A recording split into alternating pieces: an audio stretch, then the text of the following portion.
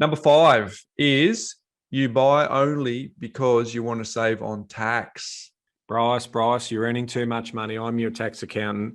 You need to invest. You know, you're paying too much tax. Can you go and buy an investment property? In fact, some spruiker just sent me some paperwork here. Apparently they're subdividing land out Western Melbourne. Here's some brochures. Go and talk to these guys. They might be able to fix you up because it's new. You're going to get big depreciation. It's going to be negatively geared. So just go and do that, mate. We'll get your tax lower. And I feel like I've done the right job for you because I'm your tax accountant.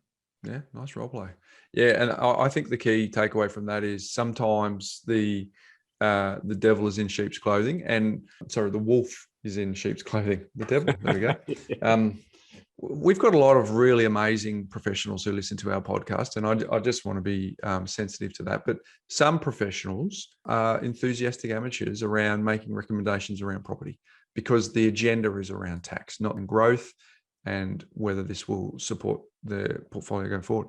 This environment is rife for people just to make the decision around tax for a lot of the reasons we said before around number 1, which is just seeing others buying. If it was the agenda, if it was the catalyst that makes you think about it anyway, well, you could be more incentivized in this market just to get in because it's actually not about a bigger picture asset performing. It's just purely about whatever you pay, getting a depreciation schedule and get it off to your tax accountant so you can get the money back so that you can on paper pay less tax. But it's the wolf in sheep's clothing sometimes. Real life story for me, Bryce.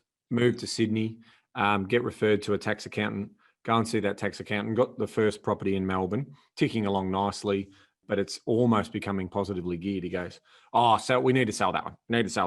Yeah, go and buy one of those new apartments in Zetlands. Here, go and have a look at that. So I go and put my $1,000 deposit down, get my little red stamp on the apartment that I want. And I'm in my early 20s at this point, right? So I'm still an enthusiastic amateur. And something just doesn't sit right in terms of all the stuff that I'm reading, all the research that I'm doing, and I'm worried, thinking about demand. Fast track, I crash that contract, and I go and buy a semi in Alexandria. And the rest is history, right? I've doubled my money, quadrupled my money almost on that semi in Alexandria, and I would have doubled my money on the apartment in Zetlands, but he told me to sell that property.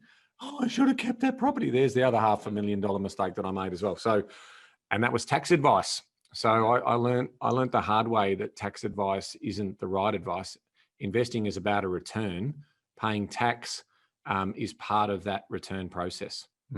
So, folks, don't do it. I mean, it's not. Gosh, if we haven't rammed this home again over 6 years, that it's not a tax game. It's actually a growth game. It's a quality of asset game. That the tax is just the fruit that comes from making better decisions. So, don't do it, folks. Don't make mistake number 5. You just buy because of it's a tax outcome.